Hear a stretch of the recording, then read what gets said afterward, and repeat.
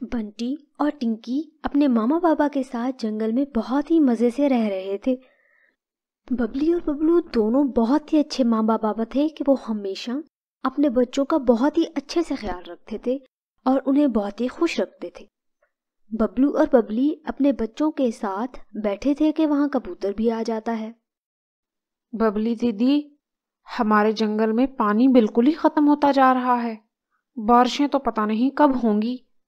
मैं सोच रहा था कि हम सब मिलकर कहीं आसपास के जंगल में पानी ढूंढ लेते हैं। हाँ, मैं भी कुछ दिनों से यही सोच रही थी कबूतर भाई कि हमें कहीं पानी की खोज करनी चाहिए। मेरी गोलू बादल से भी बात हुई थी। वो कह रहे थे कि उन्हें बड़े बादल की तरफ से आदेश है कि हमारे जंगल में अभी बारिश नहीं करनी है। चलो फिर चलते हैं हम बबली दीदी। तोते को भी साथ ले लेते हैं। उसकी मोटी नाक बहुत जल्दी पानी सूंघ लेती है। कालू तो ठहरा हमेशा का कामचोर, वो तो नहीं जाएगा हमारे साथ। बंटी के बाबा, मैं पानी ढूंढने जा रही हूँ। आप तब तक बच्चों का ख्याल रखना। मैं थोड़ी देर में आ जाऊंगी। मामा, मामा, मैं भी आपके साथ चलूंगा। और मुझे कभी भी नहीं लेके जाती हैं अपने साथ। मुझे आप लेकर जाएंगी तो तभी तो उड़ सकूंगा ना मैं। बंटी बेटा, मैं अभी वापस आ जाऊंगी। आपकी बहन टिंकी भी तो है ना, कितनी आराम से बैठी है। आप भी जिद ना किया करें। आज गर्मी बहुत है, मैं फिर किसी दिन ले जाऊंगी साथ में। बंटी अपना समूह बना लेता है। बबली, कबूतर और तोता पानी की खोज में बाहर निकल जाते हैं। वो काफी देर पानी की खोज करते हैं। ऐसे में उन्हें एक जगह मीठे पानी की एक नदी नजर आ जाती है। तोता उड़ते हुए बोलता है, इस नदी का पानी बहुत मीठा और मजे का होगा। मेरी मोटी नाक यहाँ से ही सूंघ कर बता सकती है इसे। वो सारे नदी के पास ही उतर जाते हैं। वाह, ये नदी तो बहुत पास है हमारे जंगल के, लेकिन यहाँ पर कोई पक्षी नजर क्यों नहीं आ रहा? मेरे ख्याल में इस नदी का अभी किसी को पता नहीं होगा। ऐसा करेंगे कि हम सब पक्षियों को जाकर इसके बारे में बताएंगे ताकि सब यहाँ से अपना पानी पी सकें। अरे कितना बोलते हो तुम तोते। सही कहती है तुम्हारी पत्नी कि उससे ज्यादा तो तुम बोलते रहते हो। देखे ना बबली दीदी, ये भद्दी चोंच वाला क्या कह रहा है मुझे। आप ना साथ होती तो मैं इसे मजा चखा देता। अरे अरे, हम यहाँ लड़ने नहीं आए हैं। चलो मैं इस नदी का पानी पीकर देखती हूँ कि कैसा है, कहीं कड़वा तो नहीं है। बबली पानी पीने के लिए नदी के पास जाती है।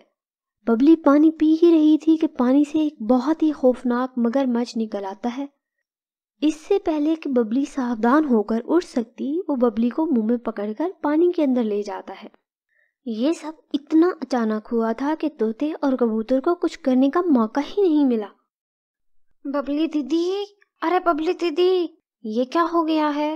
हे, हम क्या करेंगे मिट्टू तोते? मेरी तो कुछ समझ में नहीं आ रहा है। हम भला क्या कर सकते हैं? हाँ, ऐसा करते हैं, जल्दी से सबको जाकर बताते हैं। ये मगरमच्छ तो इतना बड़ा है और हम तो इतने छोटे पक्षी हैं। ये तो हमें भी रगड़ के रख देगा। चलो जल्दी से सबको बताते हैं। कबूतर और तोता डरे डरे जल्दी से वापस आते हैं और सबसे पहले बबलू के पास पहुंच जाते हैं। बाकी सब पक्षी भी वहां आ जाते हैं। अरे अरे, क्या हुआ है? इतना सांस क्यों चढ़ा हुआ है तुम दोनों का? और बबली कहाँ है? वो ना, बबली दीदी, बबली दीदी को। कुछ बोलोगे भी आगे? क्या बबली बबली? बबली तो तुम लोगों के साथ गई थी ना, आई क्यों नहीं है वो? वो ना बबलू भाई, बबली दीदी को ना, बबली दीदी को वहां नदी पार मगरमच्छ ने खा लिया है। हम क्या करते भला वहां? बबली दीदी नदी पर पानी पी रही थी। उस नदी पर एक बहुत बड़ा मगरमच्छ निकला और बबली दीदी को खा गया। हम कुछ भी नहीं कर सके। ये बात सुनकर तो जैसे सारे ही शॉक में आ गए थे। ये क्या कह रहे हैं आप कबूतर अंकल? हमारी मम्मा कहाँ है? आपने उनको बचाया क्यों नहीं? मैं कहा भी था मुझे मम्मा के साथ जाना है, ले जाए मुझे साथ। मैं साथ होता तो बताता उस जीव को। आना तोता अंकल, आपने कुछ भी नहीं किया इसका। अब भला हम क्या करेंगे? हम तो बिल्कुल ही अकेले हो गए हैं। कालू अंकल, आप ले आए ना मेरी मामा को प्लीज। बबलू तो कुछ भी नहीं बोला क्योंकि उससे पता था कि कबूतर और तोते का इसमें कोई कसूर नहीं है। वो बस बहुत ज़्यादा उदास हो गया था, लेकिन उनमें से कोई भी इस बात को लेकर कुछ नहीं कर सकता था। सब पक्षियों को पता चल गया था कि उस नदी में एक खौफनाक मगरमच्छ रहता है जो कि सबको खा जाता है। वक्त यूं ही गुजरता रहा। बंटी और टिंकी अपनी मामा को बहुत याद किया करते थे। बबलू भी हमेशा उदास उदास रहता था। जंगल के पक्षी बबलू और उसके बच्चों को लेकर बहुत ज्यादा चिंतित थे। हाय, मुझसे तो बबलू और उसके बच्चों का इस तरह दुखी तो देखा ही नहीं जाता। बबलू के बच्चे बहुत ही छोटे हैं, सारा काम बेचारा बबलू होता है, वही करता रहता है।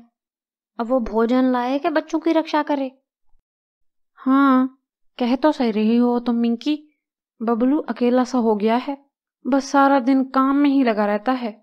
वैसे अगर आप कहें तो एक बात कहूँ, साथ वाले जंगल में एक सहेली है मेरी, मीना चिड़िया। बहुत ही अच्छी और साफ दिल की चिड़िया है। अगर आप कहें, हम बबलू और उसकी शादी करवा देते हैं। सारी उम्र बबलू ने अकेले थोड़ी गुजारनी है। आइडिया तो सही है, लेकिन अगर बबलू ना माना तो फिर हम क्या करेंगे? अरे उसकी फिक्र आप ना करें, उसको मना लूंगी मैं। उसको और क्या चाहिए, वो उसका घर भी संभाल लेगी और उसके बच्चों को भी देखभाल कर लेगी। मीना से मैं पहले ही बात कर चुकी हूँ, वो राजी है इस शादी को लेकर। वाह, सारे काम पहले ही सेट करके रखे हैं तुमने। चलो फिर मिलकर चलते हैं, साथ कालू को भी ले जाएंगे, शायद उसकी बात मान ले बबलू। कबूतर, मिंकी कबूतरी और कालू मिलकर बबलू के पास चले जाते हैं। खैर तो है मिंकी दीदी, आज तो सारे ही मिलकर मेरे पास आ गए हैं आप लोग। हाँ हाँ भाई, खैर ही है बबलू भाई। मैंने सोचा है आप बिल्कुल अकेले हो गए हैं ना, तो आपकी शादी करवा दी जाए। मेरी एक बहुत अच्छी सहेली है, साथ वाले जंगल में रहती है। वो आपका बहुत ज़्यादा ख्याल रखेगी, बहुत अच्छे से जानती हूँ मैं उसे। अरे नहीं नहीं, मुझे नहीं करनी शादी वादी। मुझे अपनी फिक्र नहीं है, मुझे बस बंटी और टिंकी की फिक्र है। वो अभी बहुत छोटे हैं ना, बस यही फिक्र लगी रहती है कि अगर कुछ हो गया तो इनका ख्याल कौन रखेगा। अरे बबलू भाई, वो बहुत ही अच्छी चिड़िया है, कह तो रही हूँ। मैं खुद उससे कई बार मिली हूँ। उसको तो सारे काम भी आते हैं, भोजन भी ढूंढ लेती है, और तो और जड़ी बूटियों से दवा भी बना लेती है। तुम्हें और क्या चाहिए? अरे यार बबलू, मान जाना, हम बस अब तुम्हारा ही फायदा देख रहे हैं ना। अच्छी जिंदगी कट जाएगी माई तुम्हारी, और टिंकी और बंटी को माँ भी मिल जाएगी। कह तो तुम सब ठीक रहे हो। चलो, तुम सब लोग कह रहे हो तो कर लेता हूँ। बस ख्याल रखना, वो मेरे बच्चों का बहुत अच्छे से ख्याल रखे। अरे वाह, तो ठीक है, फिर कल ही जाएंगे मिलकर दूसरे जंगल और मिंकी को ब्याह कर ले आएंगे। अगली सुबह सारे मिलकर दूसरे जंगल जाते हैं। मिंकी का वहाँ एक खूबसूरत सा घर था जिसमें वो अकेली रहती थी। मीनू, ये देखो, ये है बबलू। बहुत ही अच्छा दोस्त है कबूतर का, और बहुत ही अच्छा पक्षी भी है।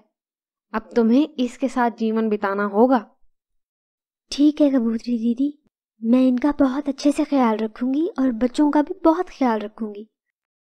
और यूं बबलू और मिंकी की शादी हो जाती है। मिंकी बहुत ही ज़्यादा अच्छी थी। इस तरह बंटी और टिंकी को उनकी मामा मिल जाती है और वो सारे फिर से एक बार हंसी खुशी ज़िंदगी गुजारने लग जाते हैं।